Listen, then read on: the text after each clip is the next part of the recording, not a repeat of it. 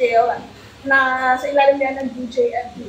Ayon kay DLG Secretary John V. Remulla, dito inaasahan o posibleng ipiit at kaya nasa 200 na mga personalidad na nasasangkot sa maanumalyang flood control project. Dito sa presidential na ito, 10 ang kaya ni-accommodate. Meron itong sink at meron ding toilet na rin ng shower room. Sabi ni Secretary Remulla, sa susunod na 3 buwan, inaasahan ang first round ng indictment sa mga personalidad na sangkot sa issue. At napilian niya ang lugar na ito dahil malapit naman ito mula sa Sandigan Bayan sa layong 10 kilometro.